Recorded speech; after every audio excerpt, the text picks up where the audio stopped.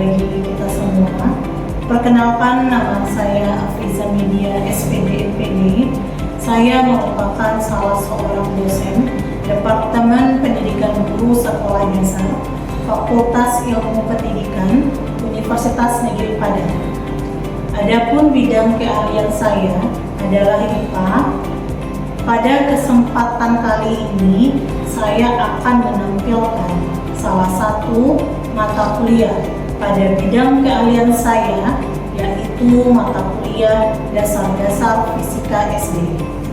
Selanjutnya, deskripsi mata kuliah dari Dasar-Dasar Fisika SD, yaitu mata kuliah ini merupakan mata kuliah konsentrasi pendidikan IPA SD pada program S1 Departemen Pendidikan Guru Sekolah Dasar dengan status mata kuliah wajib.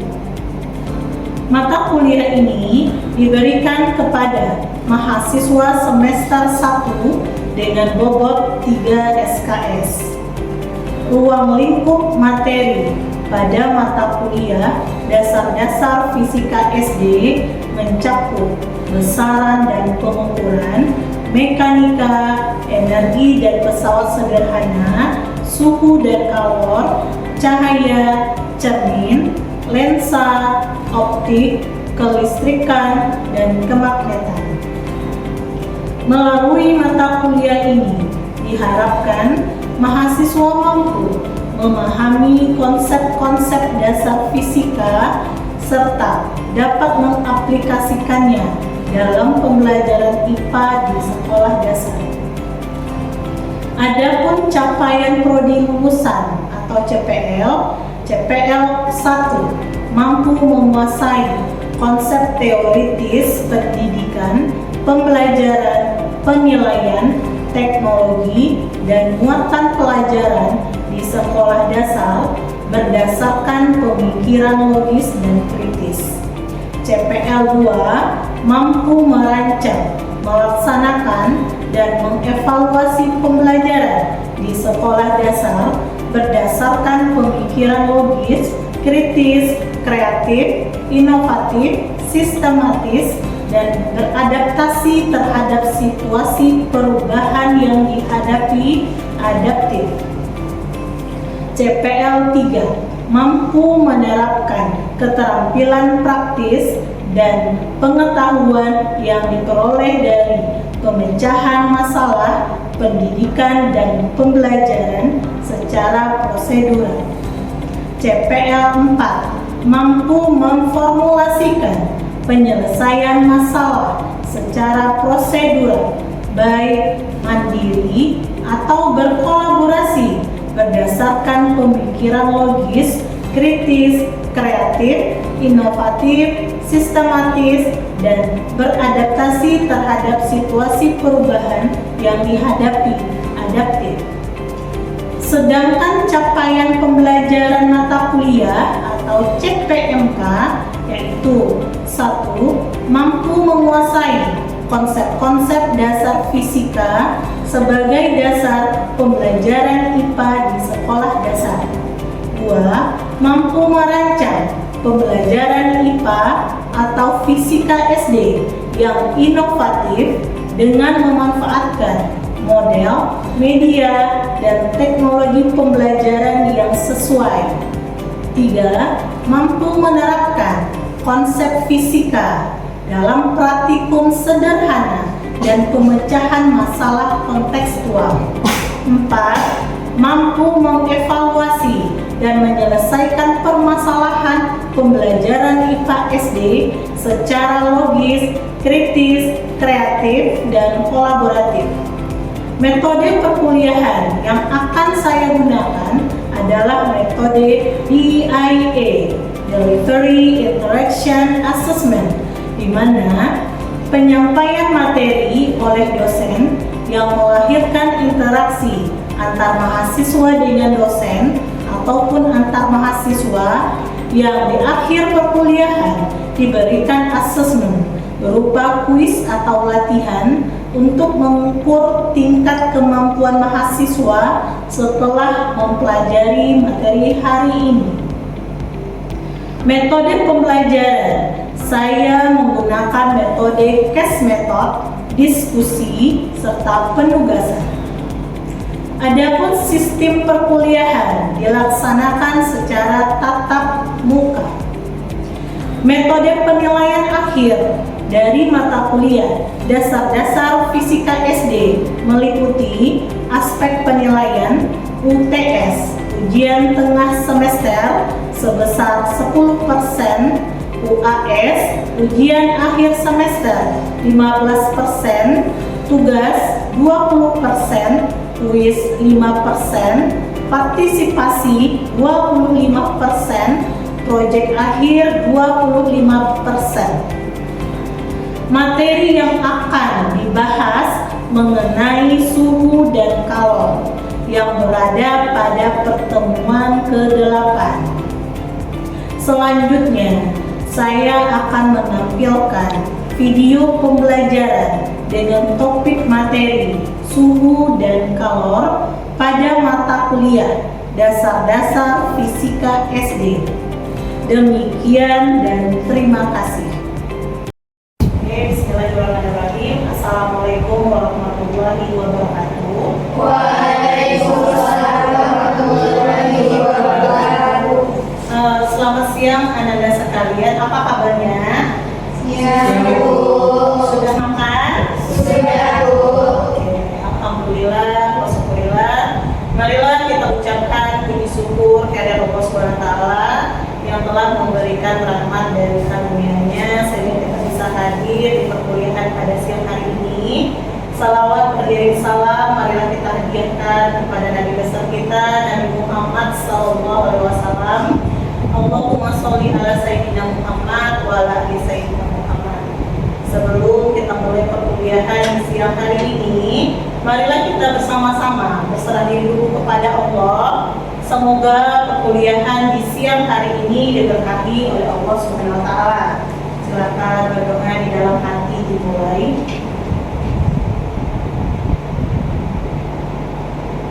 Oke, amin, selesai. Ya, Nanda, sebelum kita mulai perkuliahan hari ini, Ibu cek kehadiran dulu. Bagaimana Ketua, apakah semuanya hadir hari ini? Sudah hadir semuanya, Bu. Oke, hadir semuanya ya. Nah, hari ini adalah pertemuan ke-8. Nah, itu sesuai dengan pertemuan yang ada di APS. Nah, itu artinya apa? Minggu depan kita akan melaksanakan UTS. Ya, jadi UTS kita berada pada pertemuan ke-9. Nah, sebelum Ibu masuk materi, tugas bagaimana? Apakah sudah dikirim ke e-learning-nya? Sudah, Bu. Sudah semua? Sudah, Bu. Oke, nah minggu lalu itu kita belajar mengenai energi, ya. Energi. Siapa yang masih ingat apa itu energi? Siapa? Ayo. Nah, silakan isi. Energi adalah suatu kemampuan untuk melakukan sebuah usaha. Lakukan aja, oke. Benar. Ada lagi? Sama. Oke, bagus ya. Jadi energi itu adalah kemampuan untuk melakukan kerja. Ya, oke. Nah, kalau kita manusia, ya kan? Manusia ini mendapatkan sumber energi dari mana? Makanan. Oke. Nah, jadi makanan yang kita makan itu, nah itu tuh kan diproses, lalu dicerna. Nah, setelah dicerna itu akan menghasilkan energi. Nah, energi inilah yang akan digunakan untuk bekerja atau beraktivitas. Oke. Nah, hari ini kita akan membahas materi mengenai suhu dan kalor. Oke. Nah, mungkin di sini Ananda bisa perhatikan dulu mengenai dua contoh gambar ini. Silakan perhatikan. Nah, Ananda sudah belajar ya minggu lalu itu materi tentang ini karena Anda sudah memberikan tugas. Oke. Nah, menurut Ananda siapa yang tahu apa beda antara dua gambar ini? Silakan. Ya, silakan. Nak. Yang pertama itu energi ini, yang kedua Ya. itu es batu. Oke, itu pendapatnya si yang namanya?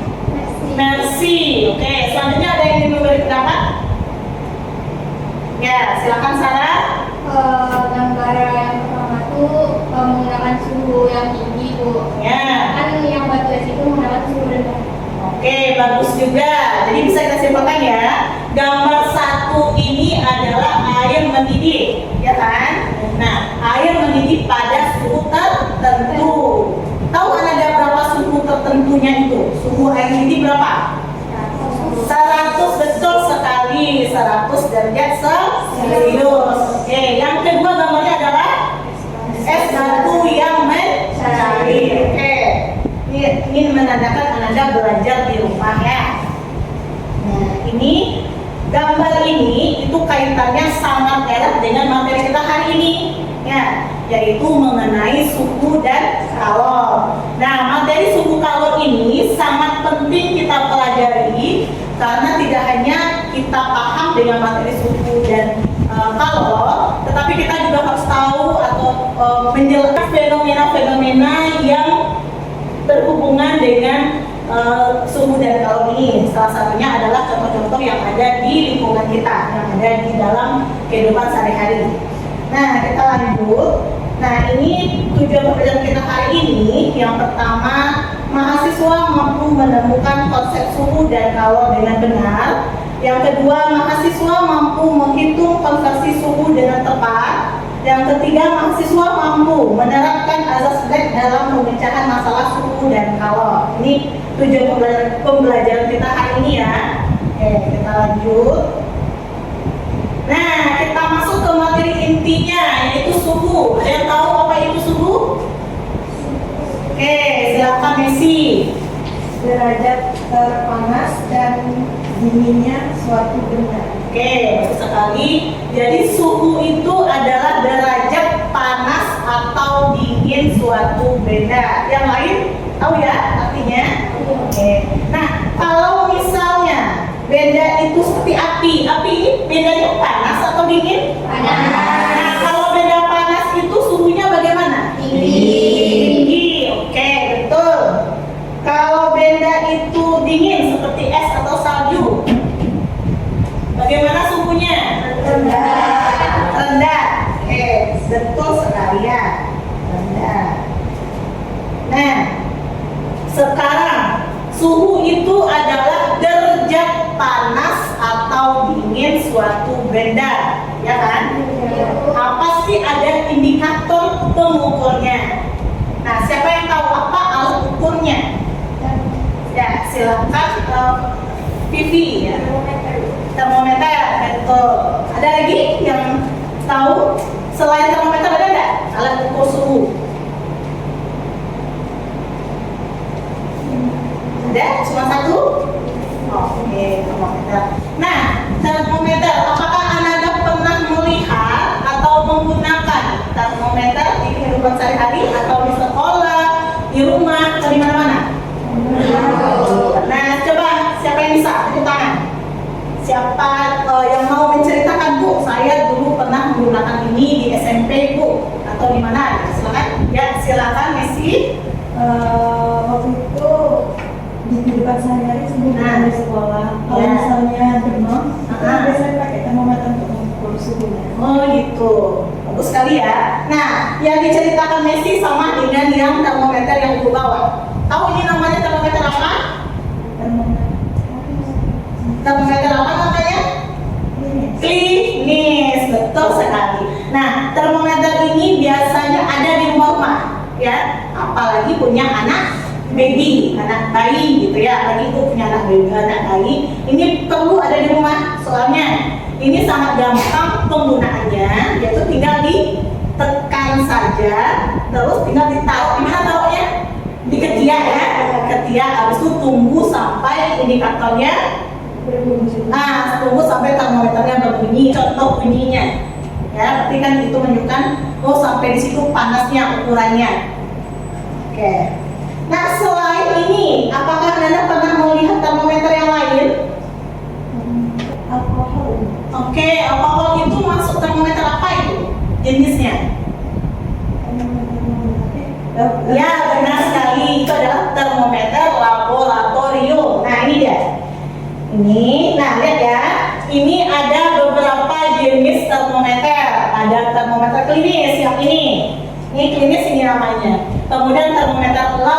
laboratorium salah satunya adalah termometer alkohol tadi ya.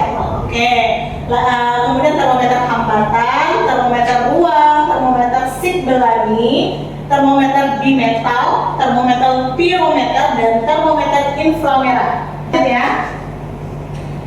Nah, sekarang ini tadi udah disampaikan oleh Mary ya, bahwa termometer itu ada yang alkohol, ya kan? Nah, sekarang itu punya dua buah gambar di depan. Siapa yang tahu ini termometer apa sih? Silakan ditunjuk tangannya tinggi-tinggi. Oke, Pak Ketua, silakan. Gambar yang pertama itu gambar termometer air raksa, Bu. Air raksa. Yang kedua gambar termometer alkohol. Oke, itu jawabannya Tori ya. Sekarang kita dengarkan jawaban dari teman yang lain. Ayo. Siapa yang bisa? Apakah yang disampaikan Tori itu benar atau kebalikannya? Nah, coba lihat lagi. Lihat lagi tugasnya. Alkohol, kedua air raksa, Bu. Oke, itu baru benar yang sama Tori ya. Nah, jadi gini cara Anda mudah mengingatnya seperti ini. Anda pernah melihat alkohol?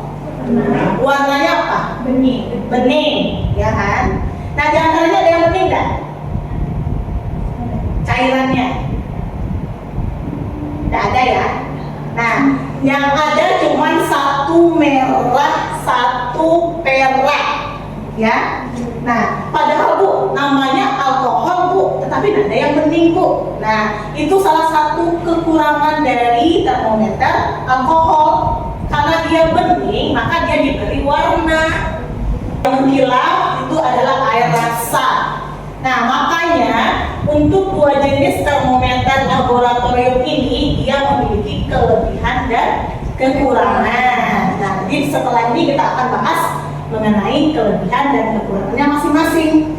Dulu atau kemarin yang minggu pertama kita belajar besaran dan satuan, itu kita kan ada mengenal besaran satuan. Nah, di sana kan Ibu ada membawakan ke kelas termometer tuh, termometer alkohol. Nah, termometer alkohol itu dia kalau diamati secara seksamanya, diperhatikan sekali itu meninggalkan cairan di dindingnya. Nah, itu salah satu kekurangannya. Sampai di sana ada pertanyaan enggak? Paham ya? Oke, aman. Nah, ini karena kebetulan Ibu hanya mendemonstrasikan termometer klinis saja, sekarang Ibu berikan ini contoh video penggunaan termometer alkohol ya. Baik Pak, langsung saja saya akan menunjukkan cara penggunaannya.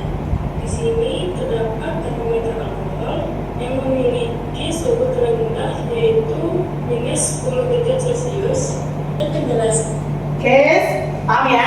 Meskipun hari ini Ibu tidak membawa termometernya, tapi melalui video ini bisa mewakilkan untuk Anda pelajari.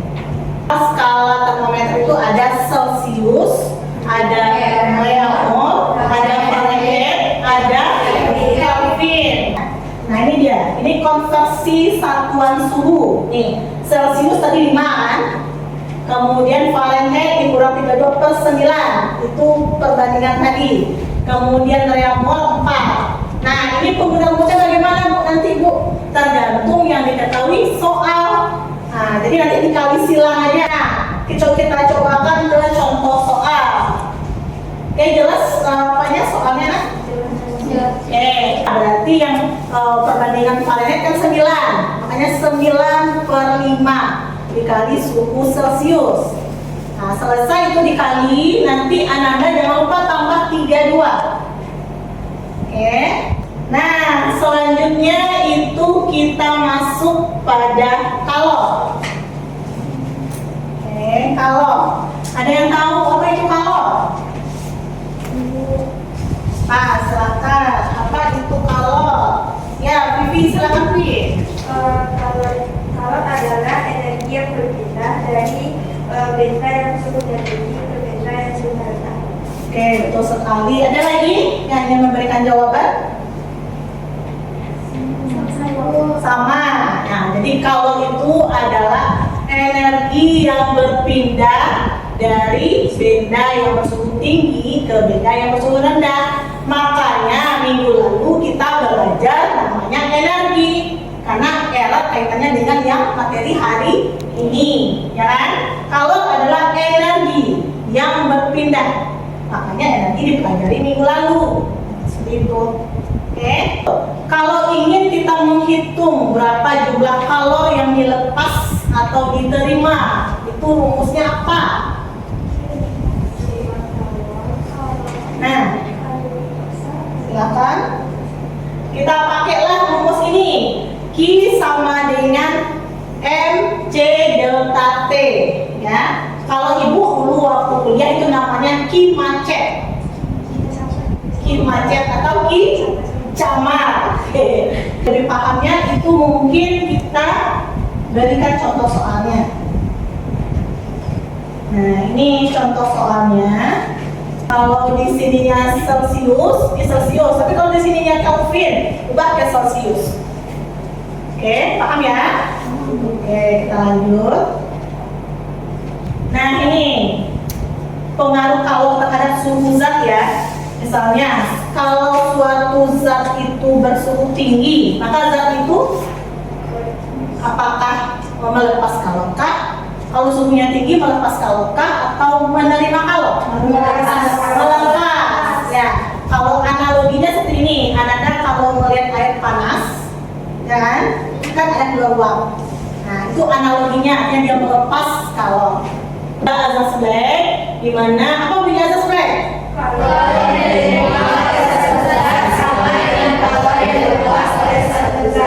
Nah, betul sekali. Jadi Q lepas sama dengan Q terima, ya. Sesuai dengan tadi. Kalau lepas, yang melepas tadi siapa? Nah, jadi nanti mencari Q-nya. Q lepas ini untuk benda yang suhu tinggi. Tuh maksudnya. Kalau Q terima, ya. Nah, benar saya. Jadi kalau untuk azas Black ini aplikasinya adalah untuk contoh menggabungkan dua cairan air. Misalnya sebeda suhunya, satu panas, satu dingin. Kalau digabung pasti hangat jadinya kan. Nah, itu penerapan dari azas Black. Kita pakai Q lepas sama dengan Q terima. Nah, ini contoh soalnya. Ini mungkin Anda sudah bahas juga di rumah kan? Sudah TK atau 30? 10. T ini berada nilainya di mana? Di antara. Oke, karena dia hasil pencampuran. Paham ya? Itu contohnya ya. Oke. Nah, sekarang kita coba diskusi kelompok ya. Kelompoknya dan dibagi ya. Ini anak-anak bertiga ini berdua. Oke, ini soal nomor 1, nomor 2, dan nomor 3. Silakan diperhatikan, didiskusikan, ibu kasih waktu 5 menit. Jangan.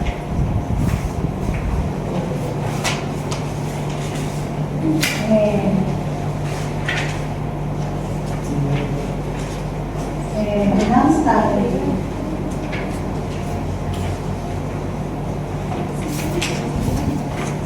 Sudah selesai dibahas di kelompoknya?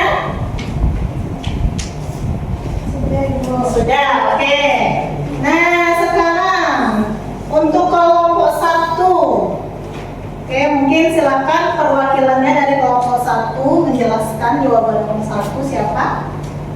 Mau Mercy? Oke, silakan Mercy berdiri, Mercy. Atau bagusnya ke depan ya? Ya, bagusnya ke depan. Ya, Mercy aja, mewakili kelompok. Assalamualaikum warahmatullahi wabarakatuh. Waalaikumsalam warahmatullahi wabarakatuh. Saya perwakilan dari kelompok 1 akan menyampaikan hasil dari diskusi kami. Dari saya, Assalamualaikum warahmatullahi wabarakatuh. Waalaikumsalam. Oke, terima kasih dari kelompok 1. Soal nomor 2 itu dibebankan kepada kelompok 2. Bagaimana kelompok 2? Oke, ini kita matikan dulu ya, kita tutup dulu fokusnya. Atau mau di sampingnya biar nampak tulisannya. Nah, Ya kan? Nah, ya di sampingnya. Boleh spidolnya. Ini buat aja diketahuinya apa, terus cari pilihannya. Udah? Oke, kita kasih hapus. Nah, waktunya kita kuis lagi. Silakan simpan semua latihannya, buku catatannya. Sekarang keluarkan kertas selembar. Nah, ya kertas selembar, ambil aja kertas selembarnya itu. Nah, karena waktu sudah habis, silakan dikumpul lagi, ayo. Jangan lupa ya, silakan buat namanya. Nah, kita simpulkan bersama bahwa suhu itu adalah derajat panas dinginnya suatu benda yang diukur menggunakan termometer. Ya, sama yang disampaikan oleh Tori, bahwa termometer itu banyak olahraganya, tergantung penggunaannya. Nah, kemudian kalau adalah perpindahan energi dari suhu tinggi ke suhu rendah, misalnya tentang pencampuran dua zat cair. Nanti kita menggunakan asas break di dalamnya, yaitu Q lepas sama dengan Q terima. Di mana mencari Q itu adalah macet, MC delta T. Nah, karena semuanya tidak ada yang bertanya, mungkin sampai di sini saja pembelajaran kita hari ini. Ibu dalam penyampaian pembelajaran hari ini, Ibu mohon maaf. Kita tutup. Ya, jangan lupa untuk minggu depan itu belajar ya, untuk UTS ya. Ibu tutup dengan alhamdulillahirabbil alamin. Assalamualaikum warahmatullahi wabarakatuh.